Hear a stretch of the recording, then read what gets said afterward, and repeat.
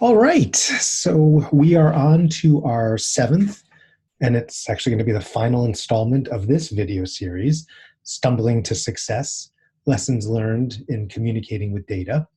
And this time, we're going to talk about a subject that I just find fascinating. How can you take a fact of any kind or a series of facts, and how can you make that data relatable so that someone's going to really understand a number? When you say a number, 15,000 people in our community live in poverty. That number can feel like it can feel very meaningful to you, yes, but to others, it can easily feel like an abstraction of sorts. So this one is all about how can you take a number that for you feels very visceral and raw, but for others may just sort of float over their head. How can you make that number or series of numbers very meaningful? We got a bunch of lessons that we're going to talk about here. And this first one is building off of what I just said, which is that you should indeed be careful with large numbers that can feel like abstractions. This applies, by the way, not just to large numbers, but to numbers that are themselves abstractions. A percentage is an abstraction, 16, 17%, or whatever it may be, or rates, 15 out of every 100,000 people. That takes a long time for the brain to process and to understand. And so there are some tips and strategies about how you can make these kinds of numbers more relatable. So let's dive in. And the first thing I wanted to share is what I think to me is a very meaningful quote from this cognitive psychologist, Paul Slovic at the University of Oregon. In essence, what he's noting here is that dry statistics, as he says at the very end, are just that. They're human beings with the tears dried off. And so we've got to be careful that we don't fall into that trap of thinking that numbers are so evocative and emotional. We can make them that way, but they don't come that way to us. So let's first understand that it can be really hard for humans to appreciate numbers that are larger than we're going to experience in our day-to-day lives. I suspect a lot of this is simple evolution. We are not yet used to being surrounded by hundreds of thousands of people, right? Evolutionary, from an evolutionary perspective, we're surrounded by the people that we live next to, that have been in our tribe, etc. So when you use big numbers, and in this case, I'm going to show a wonderful visualization that the Wall Street Journal put together. When you use big numbers, it can be very hard for us to understand that. 1 in 292 million. I don't have a clue at all what 292 million looks like. Well, thankfully, the Wall Street Journal walked me through it. In this case, they said that 1 in 2, well, we know what that is, right? The odds of winning a coin toss.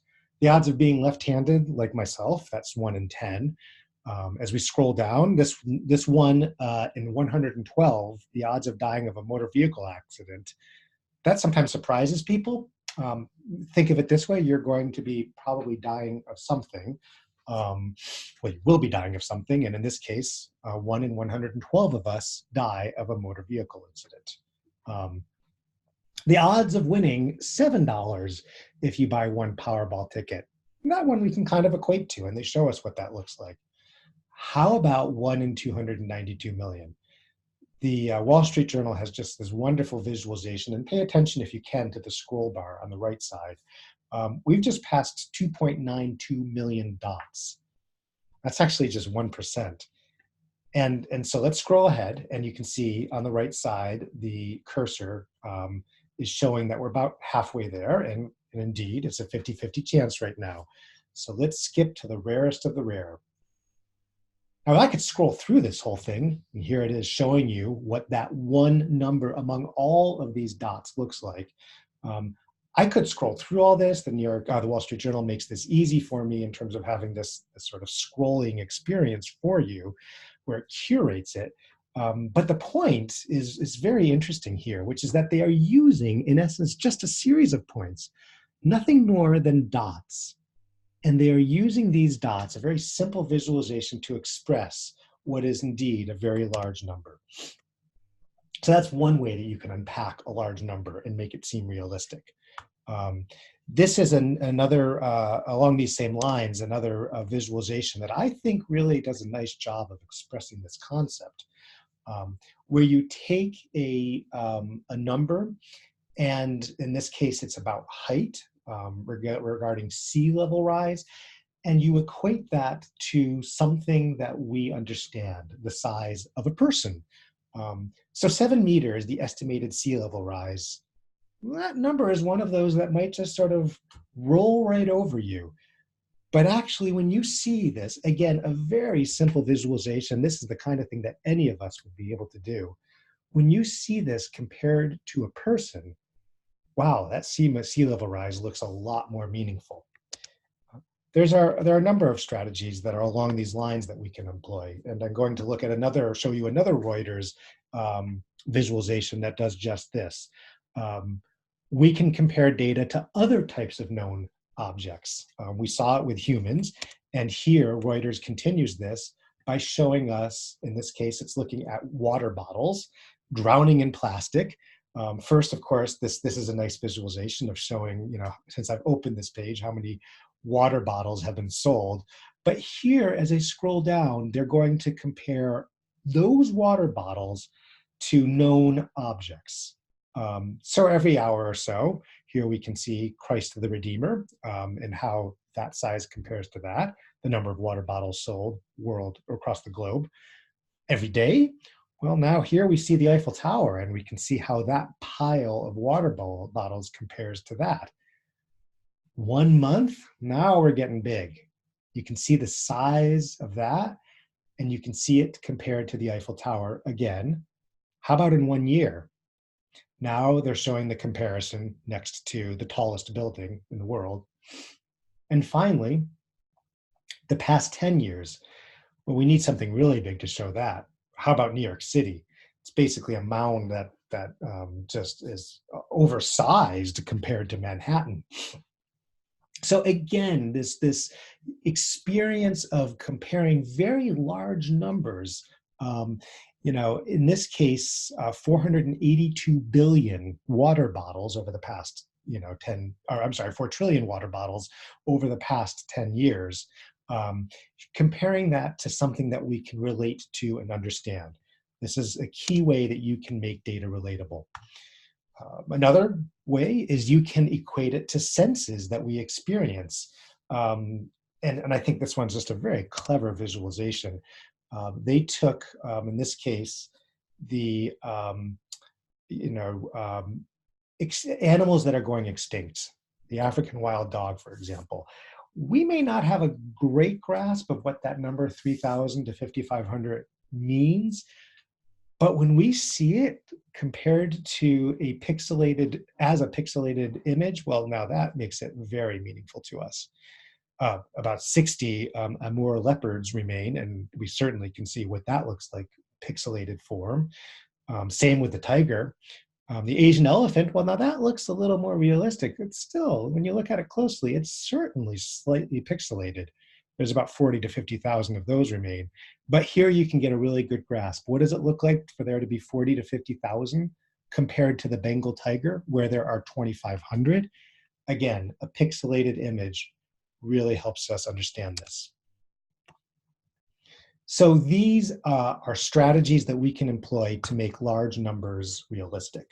And think about that. Whenever you have a large number, think about, okay, well, what is that number actually meaningful to someone other than me? And then you can employ some of these strategies if your answer is no. Another tip you can take to make your data relatable is to find ways to personalize your data, so that you can compare your data to the actual person who's going to be viewing this. And in this case, sometimes having granular data can really help a lot. And it's even better if, when you have that granular data, meaning data by racial and ethnic group, by city, et cetera, when people can input their own characteristics, then you've got something that's going to be very clever and very viral. So let me show you this particular one. This is the New York Times. They looked at how much hotter is your hometown than when you were born. Again, they're making it both granular And then they're adding in this nice component of saying, okay, when were you born? Let's compare it to that date. I was born in 1970. And just for sake of comparison here, I'm using Washington, D.C. I lived there for a bunch of years, and I would always live in fear of those days in August and September when the heat would be well above 90 with tons of humidity. So in 1970, there were just 13 of those kinds of days, it turns out. Um, Now they have this nice scrolling experience, and the New York Times is showing me what that's going to look like today. Um, and then it goes on and it shows me what that's going to look like by the time I'm 80. And it shows me that there's going to be 50 of these days. Again, they're taking some data and they're personalizing it. And in doing so, they're really making sure that I can relate to this, that it's going to stick with me, that I'm likely to share this with others. Very nicely done visualization, nothing more than a trend graph shown as a projection. All right, let's move on here. This next lesson, I've been thinking a lot about this lately as I've been seeing some examples. Um, we live in a digital world, yes, but that doesn't mean we can't on occasion hand draw some data visualizations and illustrations. In fact, I've been seeing a lot lately about physical visualizations where people will actually create like gallery objects almost, physical objects that you can touch, that you can see, that's not just on a screen or in a printed handout that you can use for visualization. But in this case, I'm going to show you some examples of hand-drawn illustrations. So this first one, and both of these, by the way, are going to be from the Gates Foundation, who have been doing some very interesting work on this front, is for their annual goalkeepers examination. They did a series of very nice illustrations that, yeah, they're data, but they really have this hand-drawn quality to them. As you can see in this case, they're showing the obstacles, the mountains, in essence, that Bill and Melinda have to climb in order to get ahead in life. And you can compare that with someone that's born in a different region than the fortunate nature of being born in the United States, like Bill and Melinda were. Um, Again, a very simple illustration, and it's hand drawn. And the one thing I'd convey about this too is, okay, yeah, so this is a visualization that's on the screen, but if you're in a meeting, there's no reason you couldn't draw this out on a whiteboard. Just the act of drawing can sometimes be very meaningful to people. And I want to show you what that can feel like, because in this next one, when you actually draw out visualizations yourself, again, that hand-drawn concept, when you draw them out in face-to-face meetings, it can really be a great way for people to understand the data in ways that they may not have otherwise been able to. In this case, I'm going to show you a digital version of this, but it's from Bill Gates again. By the end of the century, I'll let him go. half the young people in the world will be in sub-Saharan Africa. From 2020 to 2100, the rest of the world goes from 506 million kids under 5 down to 357 million. So that is quite a decline. Whereas sub-Saharan Africa starts at 173 million and climbs to 293 million. As you can see, just the simple act of Bill Gates drawing this makes it all the more meaningful. If you just saw this as a trend graph that appeared, it might not really convey as much meaning to you. But him drawing it for you, again, something that you can do in a meeting, that really makes it sort of set apart, or really sets it apart. So again, this notion of hand drawing your visualizations is a wonderful strategy to consider. And finally, in terms of making data relatable, let's not forget to make data fun. And for this example, I'm going to turn back to just one of my all-time favorite visualizations from the New York Times. And what they've done is they've turned data into a game. So we'll go through this very quickly. This is a game about opioid epidemic, and actually it's about how many people have died from the opioid or drug overdose epidemic. Now, It's a very serious subject. What I'm impressed by is how the New York Times is able to take this and really turn this into a game or an intellectual exercise. And in so doing, you just remember this information so much more. You're more likely to pass this on. So, again, let's dive in. How many people have died from car accidents? When I usually go through this in a live presentation, people will guess that it's probably been about the same as what it is now. I just drew that line. And it's been roughly the same. It's gone up and down a little bit. And then the New York Times explains this for you. And then we look at guns. People assume, again, when I do this in person, that the number of people who've died from guns every year has gone up somewhat. So here we show a line that's going up to about 50,000. And that's actually not the case. Um, and the act of getting it wrong, quite honestly, is part of the learning experience here. This is part of the game, part of the intellectual exercise. HIV deaths. Now, everyone knows, or most people know, that HIV deaths have gone down. The question is about when. And typically when I show this, people tend to get it about right. I forget the exact date, but the graph, I think, if I remember correctly, looks something like this. There you go. Goes up a little bit more than I showed. And let's keep in mind here that all that this is a trend graph. The only thing the New York Times has done to this is they made this an exercise where you are drawing it for yourself. You're finishing drawing it. They're showing it to 1990, and then you finish drawing it. So let's do that. Let's do that for drug overdoses. Now, most people know from news reports, of course, that from 1990 to 2016, drug deaths have increased considerably. And people will usually guess that it's somewhere to the neighborhood of about 40,000 deaths now. And so when I show the actual increase, again, in a live setting, I will hear visible gasps. No joke. And that's really amazing to me that a visualization, and one that is as simple as a trend graph, can draw people to visually gasp in a meeting. And it happens in almost every single time I've showed this. So it's really quite impressive. Again, this notion of taking some data and turning it into a game. And actually what's interesting now is that you can, there's now a tool where you can create your own digital version of this game. And it works really well.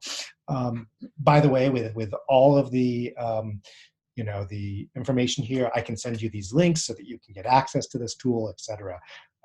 But although this is available in a digital format, here's the interesting thing is you actually don't even need that. Again, come back to that idea of hand drawing an illustration or a visualization. You can hand draw the game. If you go back to what the New York Times did, if you're in a meeting, there's no reason that you can't walk people through this kind of exercise in person. And it can be very meaningful. So that's what I got. We finished all of our lessons, 16 in total. Again, if you want these slides, if you have questions or comments, please feel free to reach out. I often give this presentation to my clients, so I'm happy to share it with you. If it's of use to you, we can set that up as a webinar, for example. And these are the kinds of things, the kinds of questions that I love to puzzle through, and I look forward to hearing from you. And most importantly, I want to thank you for paying attention and to listening to this. I'll catch you next time.